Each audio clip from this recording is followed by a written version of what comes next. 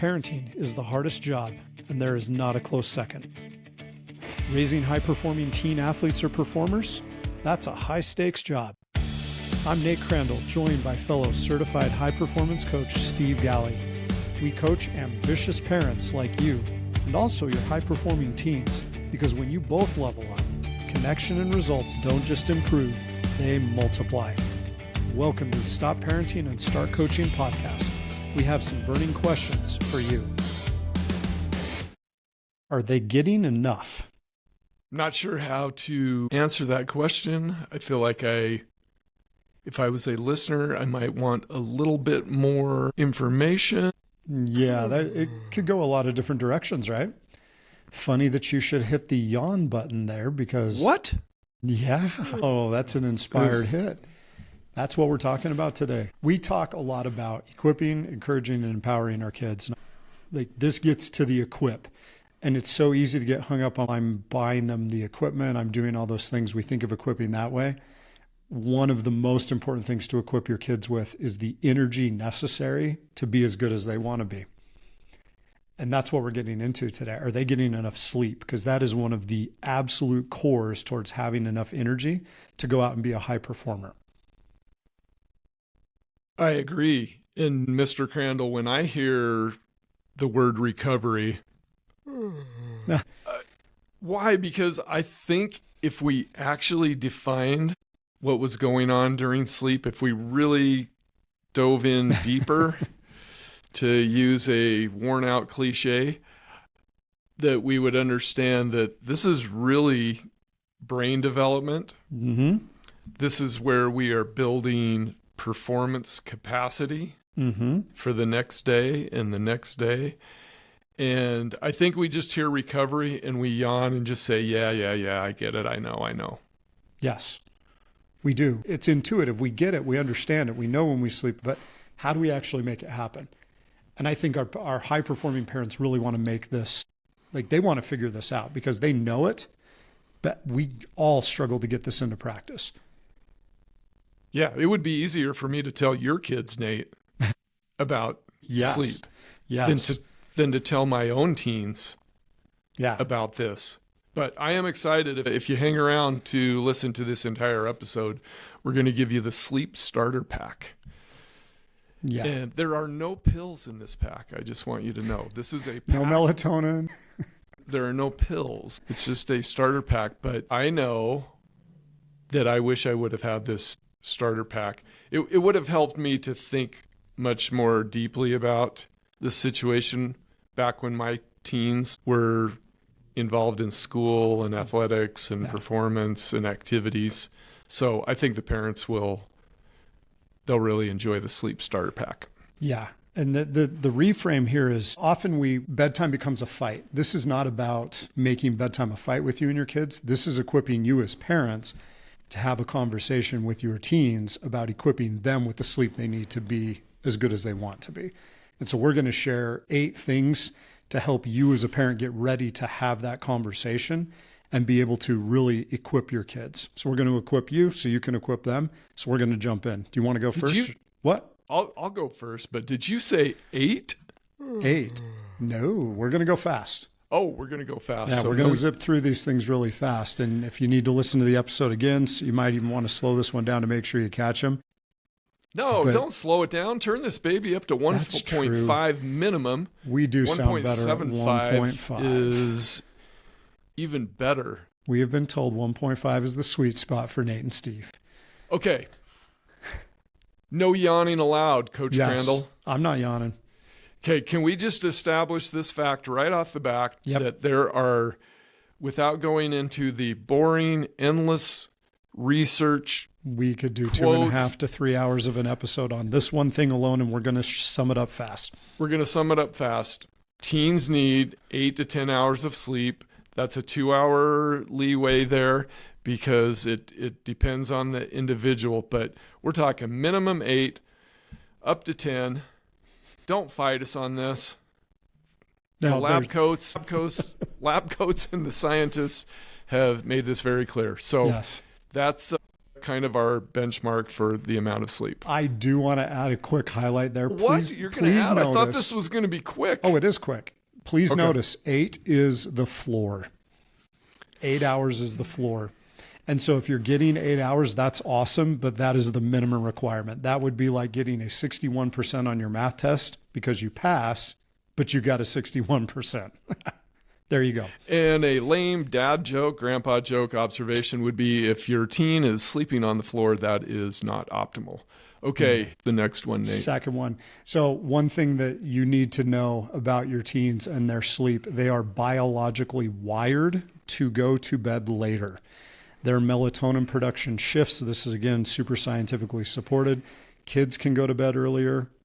Adults can go to bed earlier. Teens, their melatonin production shifts to later in the day. That's sometimes why it's such a fight to get them to go to sleep. They're not trying to do anything crazy. That's just their body talking. Love it. Another important thing to note that brain development, this sleep window is where we have a chance to upgrade. If you look at this, Nate, in terms of money or finances, sleep would be considered our neurological investment account. Great way to describe it. And I'm trying to remember of when I listened to this. If I don't know if I've mentioned this recently, but I'm a podcast inhaler. And so I listen to a lot, and I just heard somebody the other day talk about sleeping and why we sleep.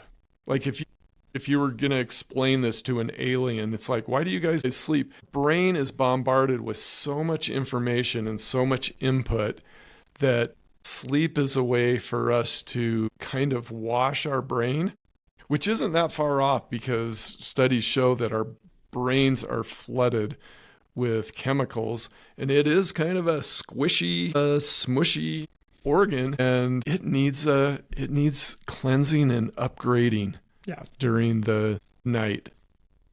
I'm going to add an addendum to this as well. An addendum? An addendum. If you want your kids to grow physically, sleep is crucial. We often focus on the nutrition, pumping them full of protein and making sure they're getting enough this, that, and the other. Make sure they get enough sleep as well, because that allows them to maximize physical growth as well. There's your addendum. I'm going to go to the fourth thing that will help equip you to have a great conversation with your kid. You ready? I'm ready. Mental health and emotional regulation. Sleep problems often come first. If your teen is struggling with anything along the lines of mental health or emotions are getting the best of them, ask them, how much sleep have you been getting?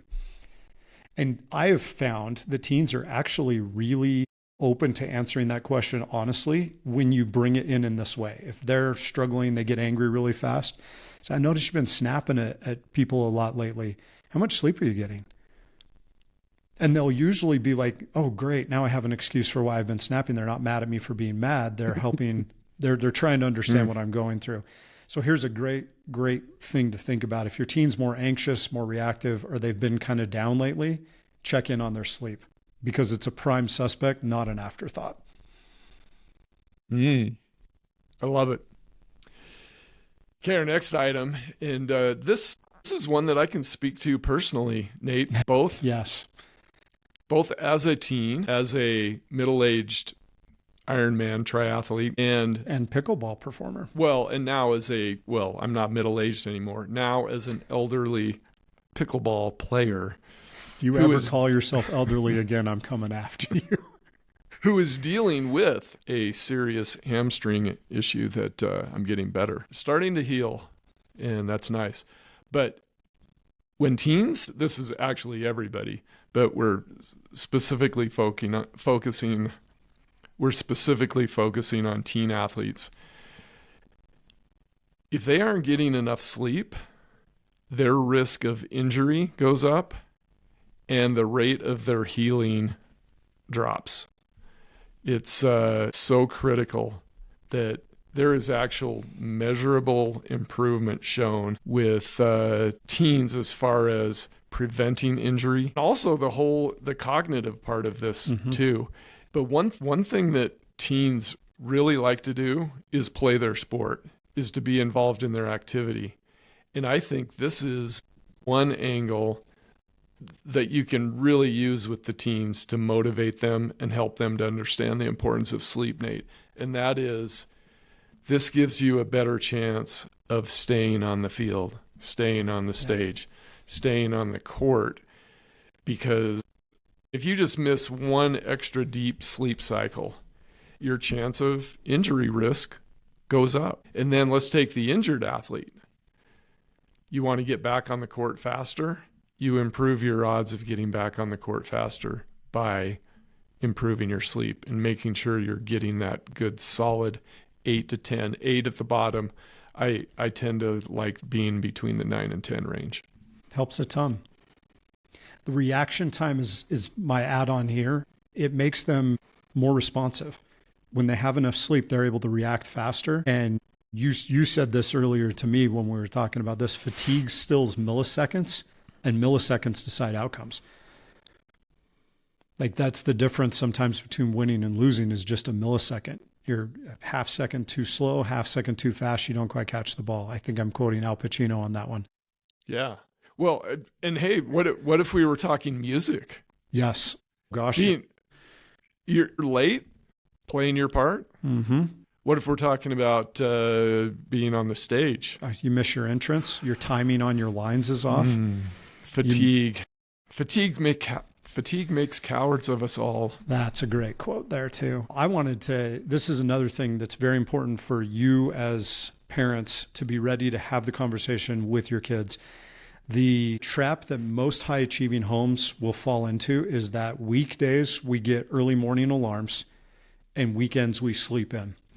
And the variance between wake times creates a problem. And there's a lot of recent research on this idea of the consistency of our circadian cycle, and that swing where we sleep in on the weekends, we wake up early on the weekdays. That can create a bit of a whiplash effect. It's better to be consistent. The Monday misery could be tied to some of this, but making sure that we're staying tight on those things can help a lot. And that's a challenge, but that's a great talking point to bring to your teens. How are we going to fix this together? Yeah. But Coach, do you know that there is something that was missing from my high school experience? Do you know what it was? I can guess, but I'm going to let you fill in the blank because I don't know if my guesses match up with our topic. Just listen carefully. This was missing from my school days for me. Mm-hmm. Sleep? No, yawning. Yawning? How come? Yeah, I didn't fall asleep in school. I wasn't yawning at school. Really? Yeah, and I will tell you why. We started school at 8:50. We started high school at 8:50. I got a really good night of sleep. Most of the time I would be sleeping from around 10 o'clock, and I would be getting up around 8 o'clock. And that's almost 10 hours. Yeah, well rested, and I was not tardy to school. I'm so old, we had tardy slips, Nate. There were no computers and things like that. If you were tardy, the teacher wrote your name on a little piece of paper, and it was on a little clip thing outside the door. And there was a student aide that would come by and collect all the tardy notes, and I don't know, those people got put on some type of a list.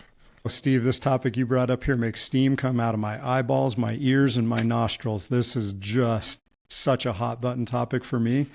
I'm going to try to say this nicely, and I'm going to try to say it fast because I could talk about this for 15 hours straight.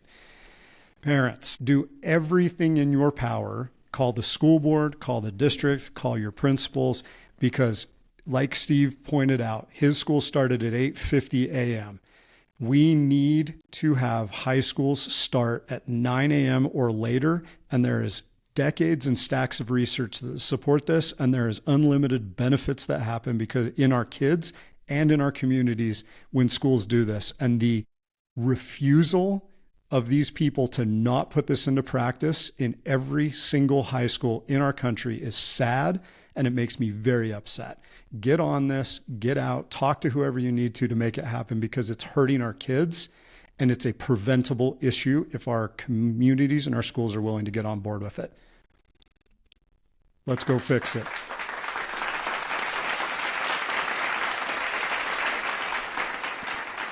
And we could have a long drawn out conversation about maybe parents are like, oh, I don't know if that'll work. You need to make it work. Yeah, there's all sorts of, there are some factors that come into play, but yes, this has been done in other parts of the world, other parts of the country. In fact, there's a lot of people that 8:30 is way better than 7:30. Yes. Let's face it. And Nate, we live in an area where 7:30 has been a really common high school start time. 7:45 has been my default for a long, long, long time, and 7:30 is out there too. And 8:30 is way better. 9 o'clock is prime time. School starts too early and it's too long. Fix those two problems. I would like to see a disruption. Me too. I actually think it is beginning to happen. It's too slow. There's too many people, too many excuses. We're too worried about middle school special population busing problems than helping our high schoolers get better. Fix it. That's it. More smoke coming out of Nate's ears right I get there. so cranked up about this. Next topic. Cranky Crandall. Next topic. Well, remember, we are almost to the sleeper. What do we call it? The sleep starter pack. I almost called it a sleeper something. Sleeper I was thinking cell? Sleeper cell, man. Let's start a sleeper cell of people that want high school to start later. Let's go.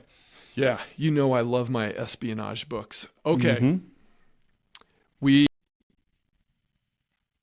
We want to help parents to get to a point where you can have conversations with your teen that are productive, that are helpful, and you start moving the needle towards consistent bedtimes, consistent wake-up times.